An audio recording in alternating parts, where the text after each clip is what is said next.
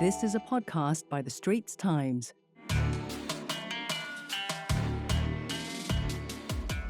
This is Asian Insider, and I'm Nirmal Ghosh.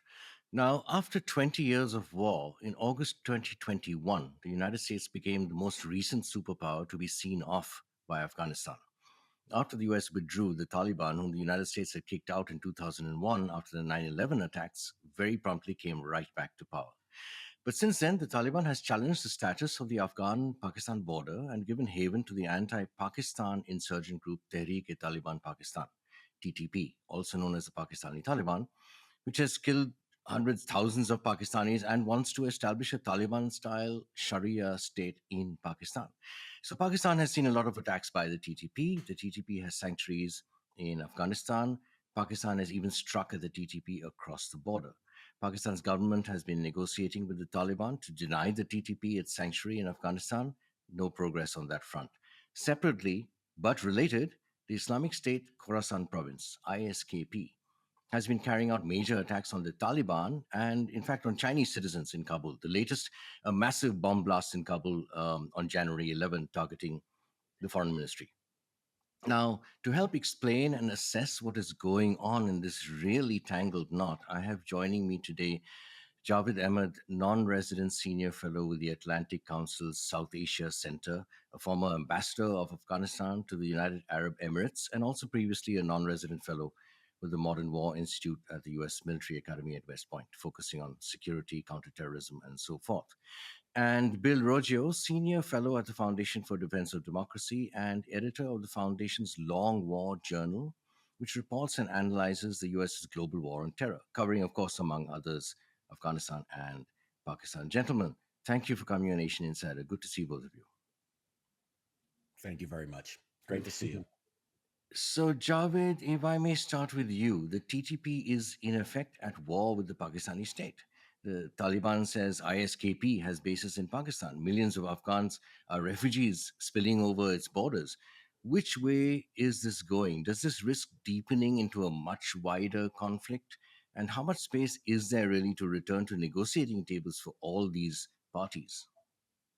Sure. Well, first of all, thanks, Nirmal. Great to be here with you and Bill.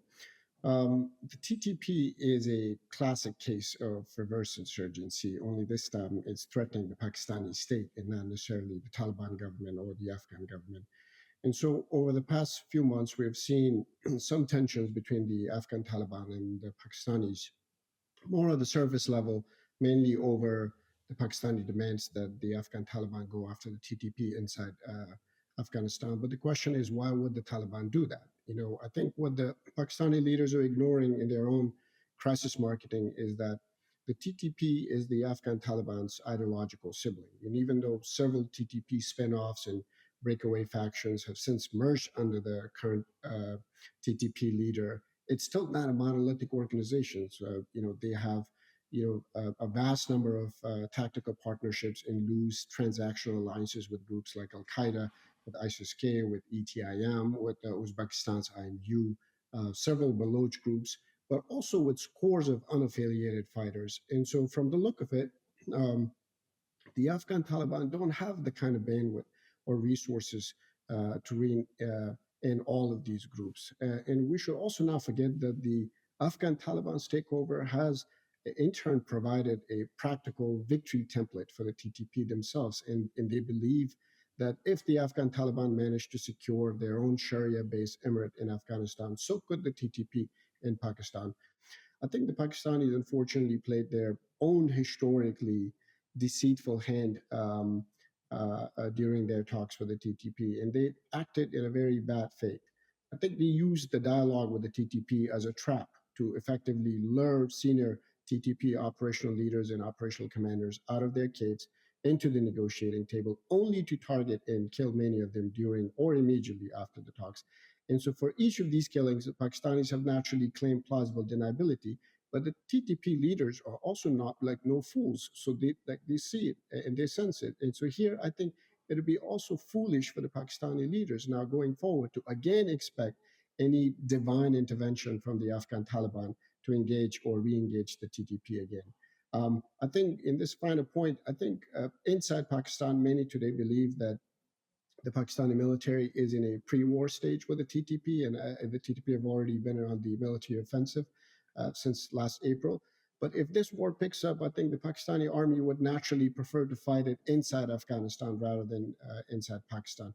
And I don't think it will play well with the Afghan Taliban, who are, working to consolidate their own power to rule. Very complicated.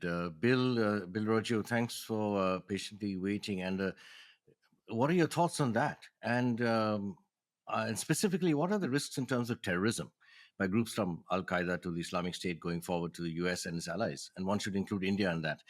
The US says it maintains over the horizon counterterrorism capability. Is that good enough? Yeah, so first I want to address the issue of the TTP. This is really a creation or the Pakistani state, its elites, the state within a state, the military leaders, the intelligence leaders, and government officials who seek strategic depth within Afghanistan against India, and that was the reason for their support for the Afghan Taliban. Well, the Afghan Taliban supports the Pakistani Taliban. The Pakistani Taliban, of course, turns around and supports or turns around and attacks the Pakistani state. The Pakistani state is well aware of this relationship. Remember, the emir of the movement of the Taliban in Pakistan swears allegiance to Afghan Taliban's emir, Mullah Habibatullah Akhundzada. The Pakistanis are well aware of this. The Afghan Taliban, while it's sheltered inside of Pakistan, supported the movement of the Taliban in Pakistan. The movement of the Taliban in Pakistan, or TTP, supported the Afghan Taliban's insurgency inside of Afghanistan. The Pakistani state is well aware of this, and so it's a very cynical calculation. I call this the wheel of jihad, and it keeps on turning. The Pakistanis, if it wants to stop this insurgency by the TTP, it needs to end its support for the Afghan Taliban, but it's not willing to do that because that strategic depth is far more important.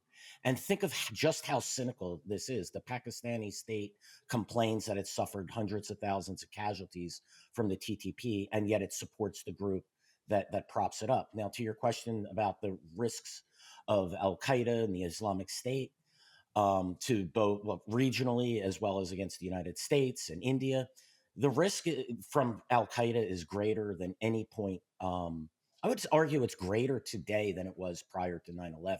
Today, the Afghan Taliban is in full control of Afghanistan. Resistance is nascent at best. The Afghan Taliban has all of the equipment, billions of dollars in U.S. hardware, military equipment, the basing, ammunition, the fuel that was left behind, training bases, things of that regards. And that relationship between Al Qaeda and the Taliban has been forged in decades of blood and fire while fighting against the U.S. and the West inside of Afghanistan. The Taliban isn't going to abandon Al Qaeda. It never was going to. This was a fantasy. Remember, when the deal was signed, then U.S. Secretary of State Mike Pompeo claimed that the Taliban would, quote, put this in quotes, destroy Al Qaeda. That's what he claimed. There's been zero targeting of Al Qaeda by the Afghan Taliban. And as a matter of fact, of course, as we all know, Ayman al-Zawahiri, the last emir of Al Qaeda, was killed in Kabul while sheltering in a safe house run by Sirajuddin Haqqani, who's the interior minister, and as well as one of two deputy emirs of the Afghan Taliban. So Al Qaeda has safe haven, and it has all the support of the Taliban and the state that exists. As far as the Islamic State goes, I view this as a tertiary threat. It really is fighting for its survival. It's what it's doing now. The Islamic State Khorasan province, as it's known, it's conducting one-off attacks against the Pakistani state, or I'm sorry, against the Afghan Taliban. It's really more of a harassment mode. The Islamic State is not it doesn't play well with others.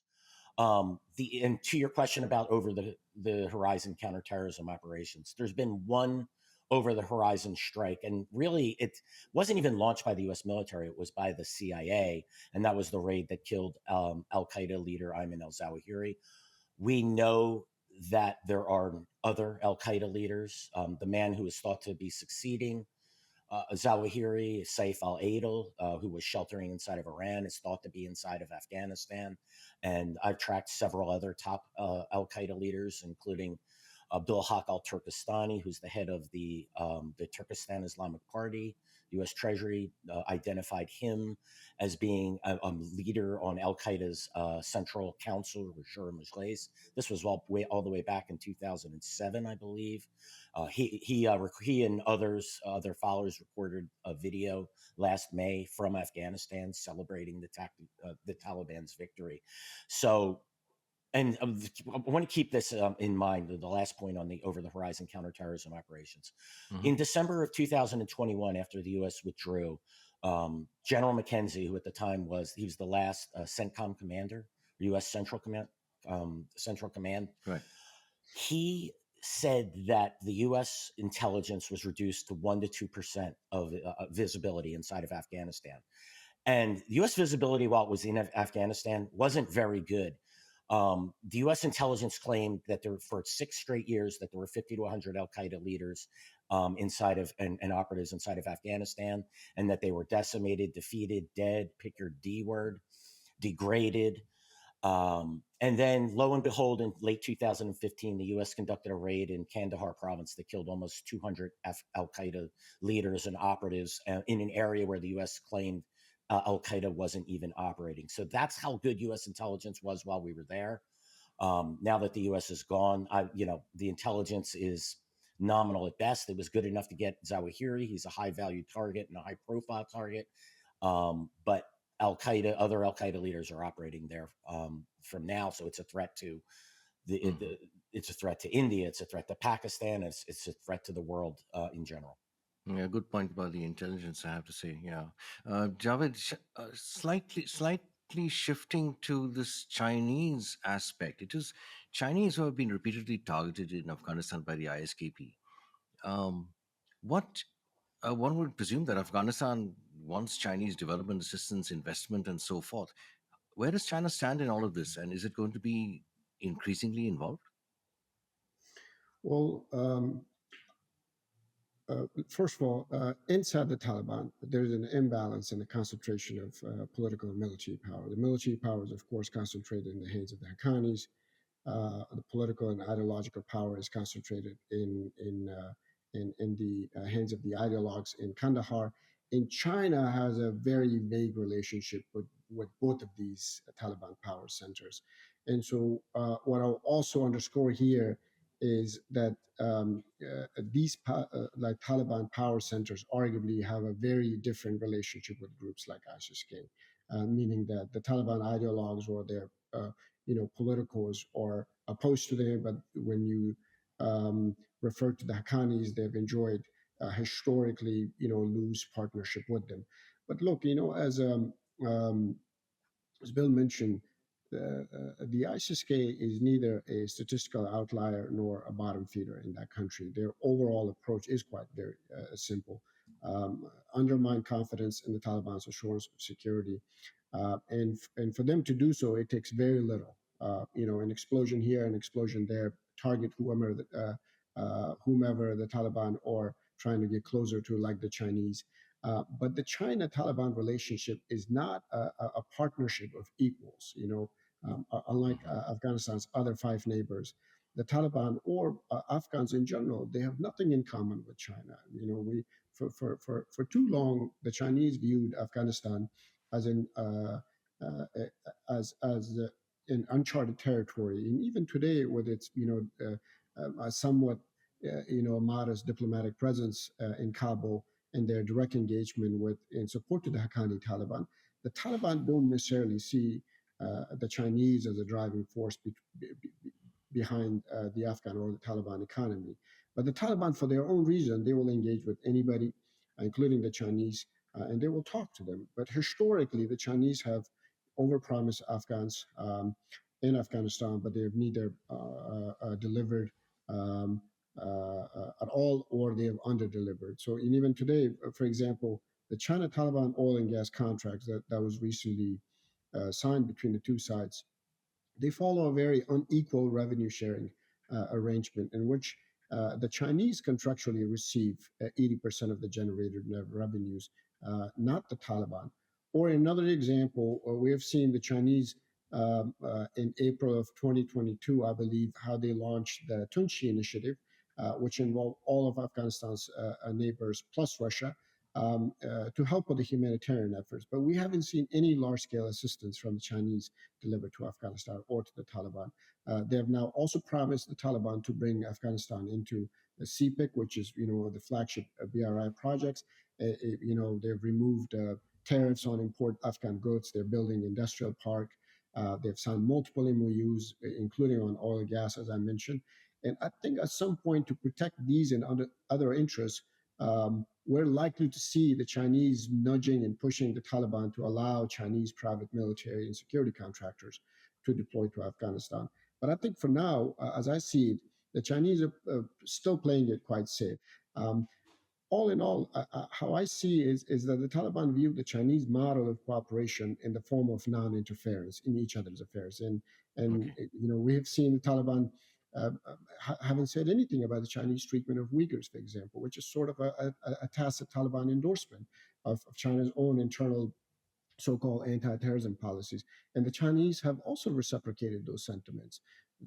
After al-Zawahiri strike, the Chinese, now former foreign minister, openly accused the United States of, I quote, I think he said, adopting double standards in U.S. counterterrorism operations, Hmm. and that the United States should not be conducting any of such attacks at the cost of other countries' sovereignty.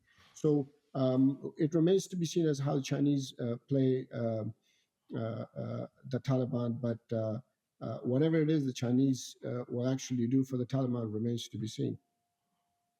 Right, Bill. Circling back to you just for a moment, back to security and Pakistan. Former PM Imran Khan was saying the other day that if Afghanistan stopped cooperating with Pakistan, it would lead to a never-ending war against terrorism. And you made the remark on Twitter, I think, saying continuation of ties would lead to a never-ending alliance with terrorism. So, tell me a little bit about what are the stakes as you see them for Pakistan.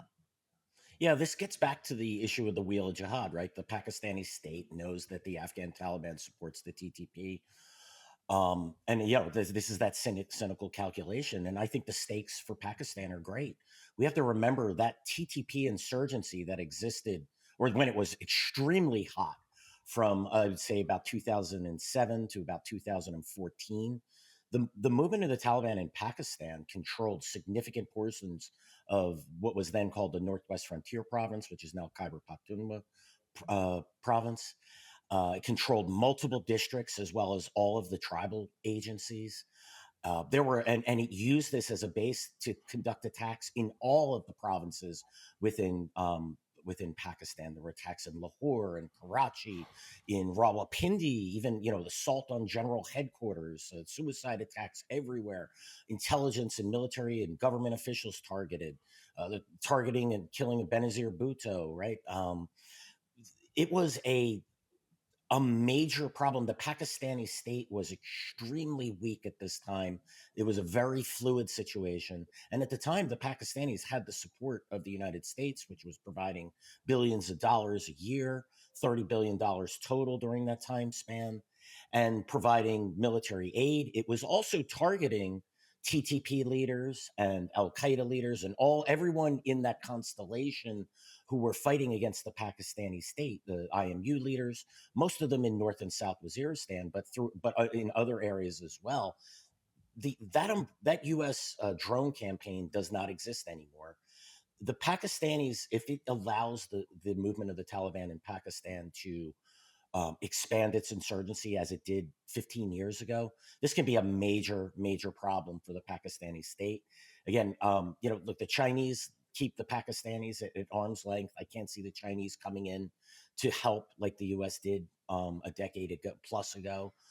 The Pakistan, then there's the issue of nuclear weapons, right? The movement of the Taliban in Pakistan and Al Qaeda and other groups were targeting Pakistani nuclear weapons facilities, manufacturing plants, and even encroaching on storage locations. This a direct threat to the Pakistani state. So The irony in all of this, right, is that the Pakistani state seeks strategic depth in Afghanistan, but actually creates a strategic weakness, the strategic depth to be used against India, and yet it grinds down its military fighting the TTP, which is receiving support from Afghanistan. Okay, the United Nations estimates that a staggering two-thirds of Afghanistan's population, 28.3 million, going forward, need humanitarian aid and protection. And what has happened to women, of course, is a catastrophe. We're almost out of time, but Javed, may I have a last word from you on that aspect? What can be done and what can't be done for the people of Afghanistan?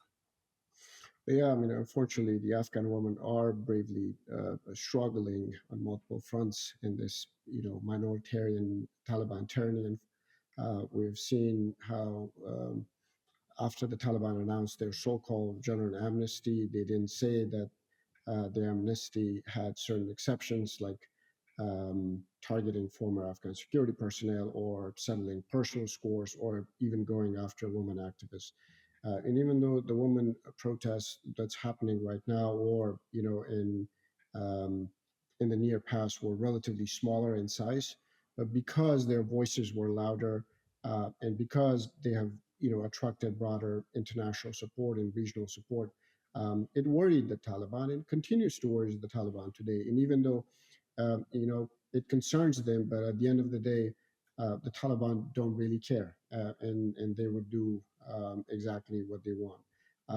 So on what can be done or cannot be done, it's very difficult to prescribe a solution for a country that is practically uh, a, a graveyard of ideas and sort of a cesspool of even worse outcomes. So, but I would advise that we do not constrain ourselves in our own approaches. Um, First, I think Afghans shouldn't expect any direct U.S. engagement. That will not happen. Certainly not under this U.S. administration. We may see some targeted push from the Republican Congress, but it will be limited in nature, and I think its impact will also be negligible. Plus, it's also not the United States' job to prescribe solutions for Afghans. I think that onus falls on our own shoulder. Some humanitarian assistance will, of course, continue, and we may also see some indirect development assistance sent to Afghanistan to ensure that Taliban maintains some, macroeconomic and currency stability. But the number of contenders for such an aid or assistance have also grown. I mean, some are right here next door in Haiti. So I think it will be wise to focus not just on the price tag of any future assistance to that country, and instead focus on the value of what it buys. But one important thing that can be done in the meantime, in my view, is that for Washington to diversify its approach towards the Taliban's powerful clerics in Kandahar, without legitimizing them, of course, and to begin engaging in low key, low visibility dialogues. I think it's these clerics, these powerful clerics in Kandahar who wield power. It's these clerics who command legitimacy. These are the guys who make the decisions, and they're also the ones who increasingly implement those decisions. But unfortunately, the absence of a direct dialogue, however low key, with these powerful clerics has increasingly limited, America's own options, America's own choices. So again, we need to kind of creatively engage in these low key dialogues with these men in Kandahar in order to understand their own religious priorities, within which they might be persuaded towards some easing of these restrictions that they have placed on Afghan women and others, and perhaps even a start in inclusive national dialogue. Okay, Bill Roggio, Javid Ahmad, thank you very much for joining me on Asian Insider. Thank you. Thank you. So that nicely wraps this discussion up for the Asian Insider podcast. I'm your host, Nirmal Ghosh. Join me and my expert guests for the next episode on the fourth Friday of every month.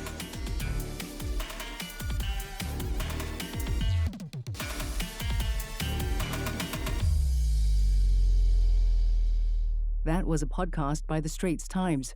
Send your feedback to podcast@sph.com.sg. Find us on Apple, Spotify, Google Podcasts, or via the Google Voice Assistant and Amazon Alexa-enabled devices. For more podcasts by the Straits Times, the Business Times, and Money FM 89.3, you can also download the Audio by SPH app. That's AWEDIO.